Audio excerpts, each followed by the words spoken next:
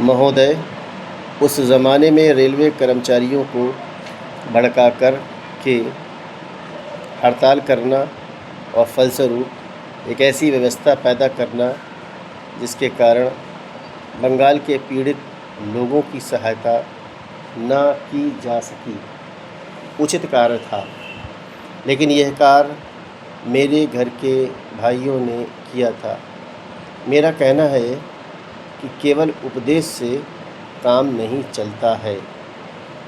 जब ऐसे प्रश्न आएं तो उपदेशात्मक भाषाओं में ही फंसकर न रहा जाए, बल्कि आवश्यकता है कि ऐसे प्रश्नों पर सारे राजनीतिक दल देश हित को ध्यान में रखते हुए संजीदगी से विचार करें और उन सब का हल तलाश करें। आज श्री वाजपेयी ने प्रधानमंत्री पर कुछ आक्षेप किए।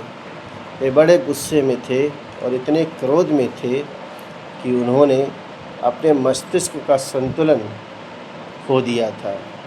उन्होंने आरोप लगाया कि सरकारी कर्मचारियों के प्रयास से बड़ी बड़ी सभाएं की गईं।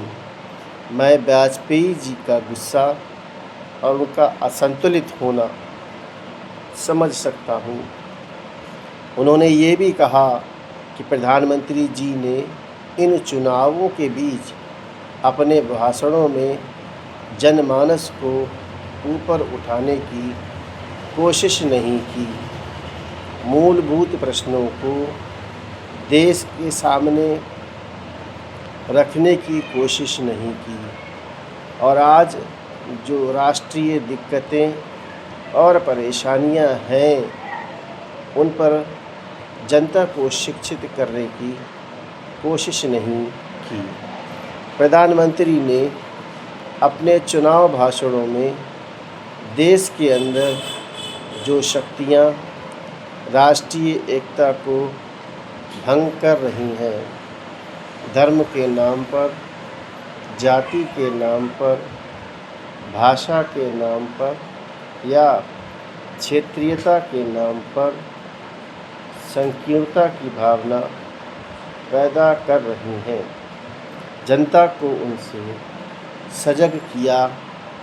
प्रधानमंत्री जी ने इस बात को अनुभव किया था कि उत्तर प्रदेश, बिहार और उत्तर भारत के समस्त हिंदी बोलने वाले इलाकों में जनसंघ संकीर्णता की भावना का प्रचार कर रहा है। जिस प्रकार से जनसंघ सांप्रदायिकता की भावना को बढ़ावा दे रहा है, राष्ट्रीय शक्तियों को तोड़ने की नीति चला रहा है, उससे हमारे राष्ट्रीय मूल, राष्ट्रीय नीतियाँ और राष्ट्रीय एकता खतरे में है। इसलिए प्रधानमंत्री ने जनसंघ के ऊपर इस बात का प्रहार किया था कि वह सांप्रदायिक शक्ति है और उससे जनता को सावधान हो जाना चाहिए। आज जो वाजपेयी जी का गुस्सा है, उसको हम समझ सकते हैं।